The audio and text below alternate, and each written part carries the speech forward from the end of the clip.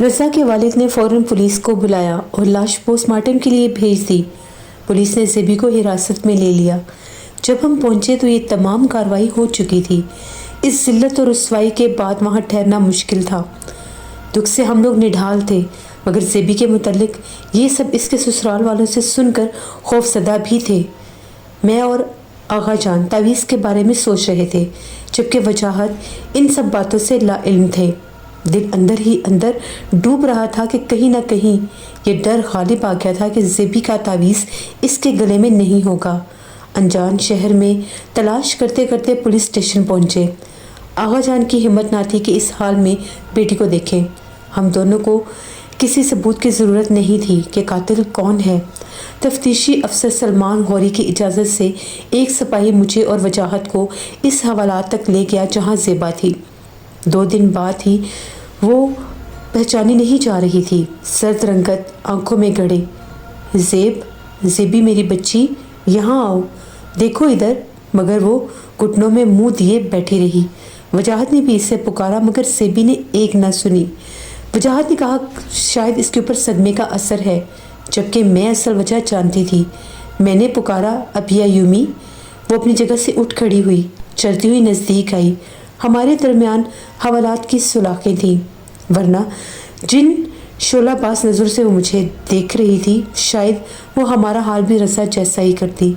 नज़दीक आकर वो मुझे घूरने लगी और अचानक कहका मार के हंसी, बहुत खौफनाक हंसी।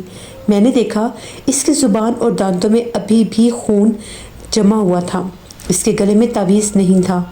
वो अबिया यूमी कहने लगी कि अब आई हो मुझे देखने, और इसका रद्द अमल बहुत ज़्यादा वहशतनाक था। ये ज़ेबी नहीं थी। वजाहत कुछ न समझने वाली कैफियत में मुब्तला था और वो मुझे देखता ही जा रहा था।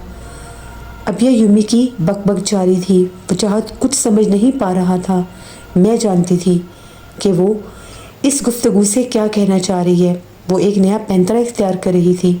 या अल्लाह, बेख्तियार मुझे राबिया याद आ गई। वजाहत तफ्तीशी अफसर के साथ बात करने रुके और हम गाड़ी में आकर बैठ गए। आगा जान परेशानी के आलम में बाहर टहल रहे थे। हमारी उड़ी हुई रंगत ने इन्हें हकीकत से आगाह किया। वो गाड़ी में आ बैठे। क्या कहती है? बोलने का कुछ समझ आई? क्या कहना चाह रही थी? वो बोलना ही नहीं चाह रही। एक तो ज़ेबी फिर से खो गई थी, दूसरा रज़ा की नागहानी मौत का सदमा, और तीसरा डर, आगा जान की ज़िंदगी को लाहक ख़तरा। हम रो पड़े। आसान मियाँ क्या कहते आगा जान से कि वो क्या कहती थी? धमकाने के अलावा क्या कहा होगा इसने? इस असना में वजाहत ड्राइविंग सीट पर आ बैठे और बताया कि मुराद संजरानी ने कत्ल की FIR ज़ेबा के ख़िलाफ़ करवाई है। इसकी नौकरानी ने गवाही दी है। ये वडेरे अपनी दौलत के बल पर सबको ख़रीद लेते हैं। ये भूल जाते हैं कि इंसाफ करने वाली ज़ात सबसे बड़ी है और वो सब जानती है।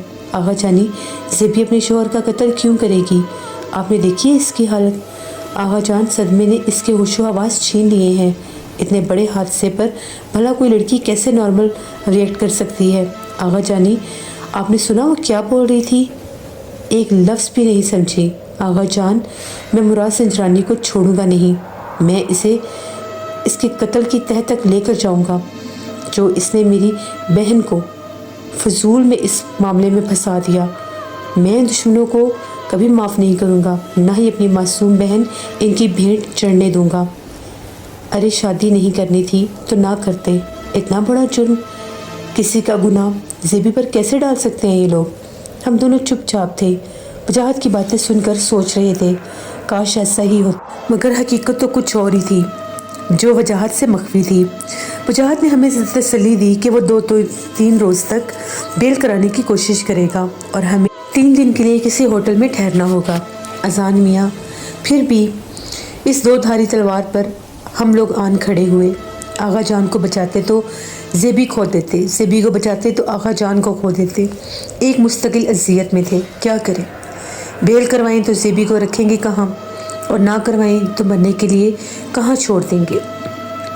वाकई आगा जानी एक मुश्किल मरला था।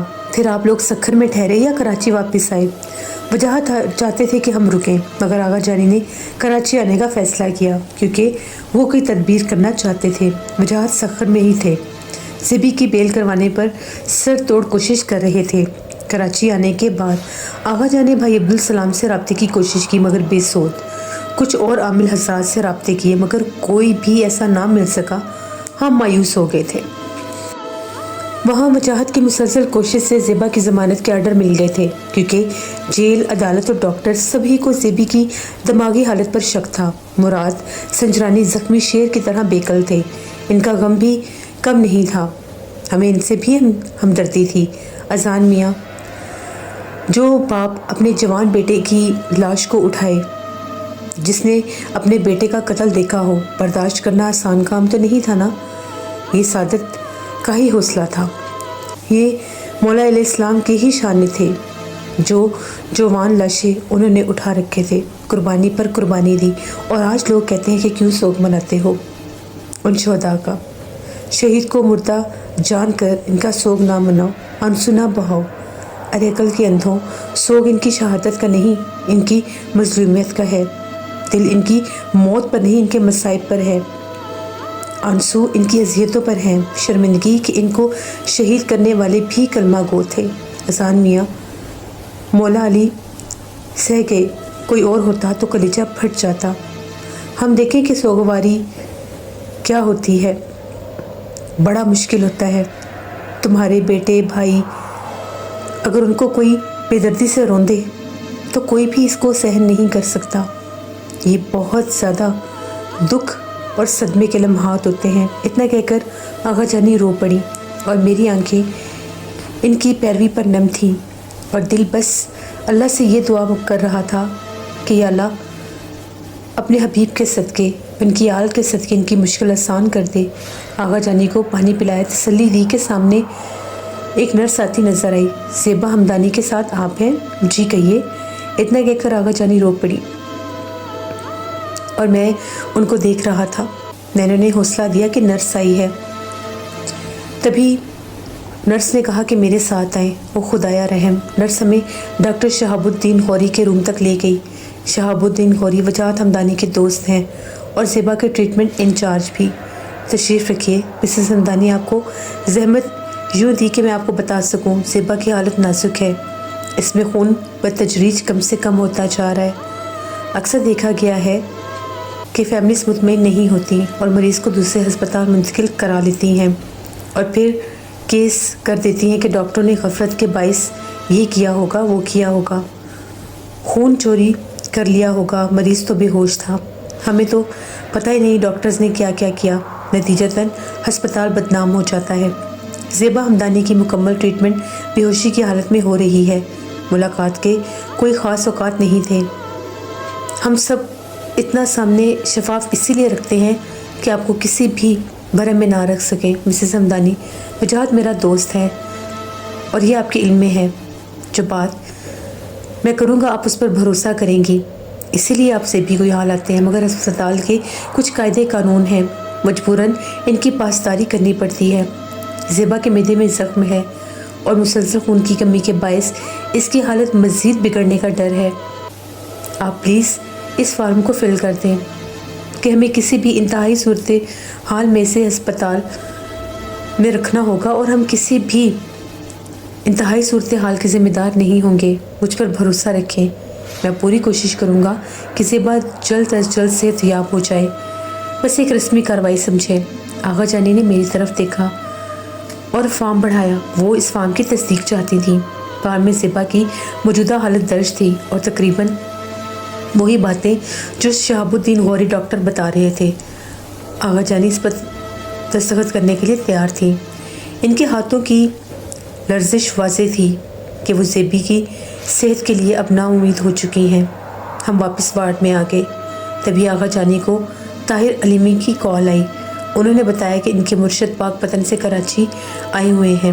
اگر ان کا ملاقات کا کوئی ارادہ ہے تو وہ کس وقت ہسپتال آ سکتے ہیں۔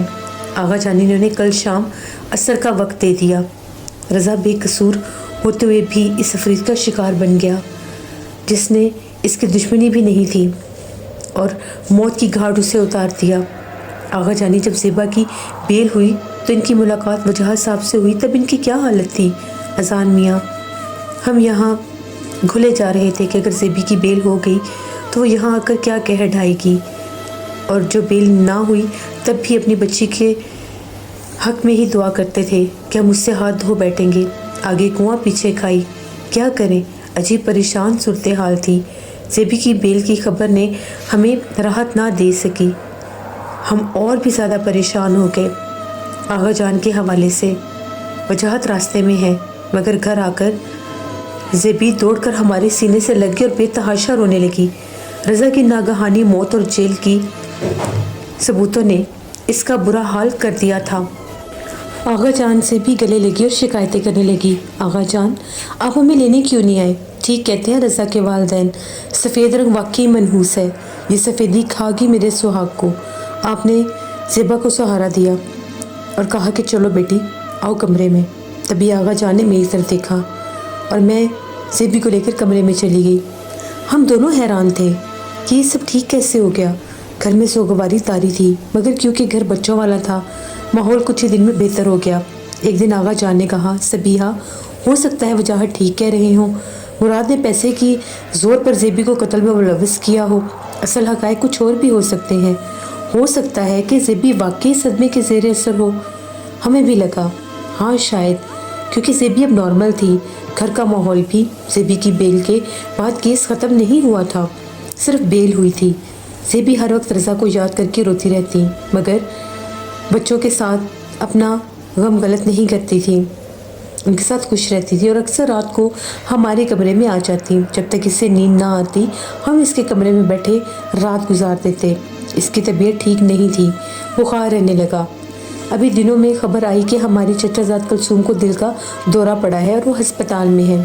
ہمیں جانا تھا، وجاہت کو بھی ایک میٹنگ پر جانا تھا۔ آغا جان نے کہا کہ سبیہ آپ وجاہت کو ڈراپ کر دیں گی، ہم زیبی کے پاس رکتے ہیں، تیز بخار ہے، اکیلا چھوڑ کر نہیں جا سکتے۔ زرنگار بھی اپنے والدین کی طرف گئی ہے۔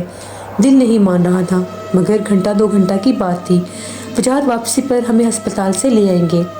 ہم اپنی بہن کی عیادت کو ہسپتال آ گئے، مگر دل میں ابھی بھی عجیب وسوسے تھے، دل گھر کی طرف ہی تھا۔ دوبارہ ہم نے کال کی، آغا جان نے اٹھائی اور انہوں نے تسلی دی کہ سب ٹھیک ہے۔ ہم مطمئن ہو گئے۔ قریب 1.5-2 گھنٹے کے بعد وجاہت ہمیں لے کر گھر آئے۔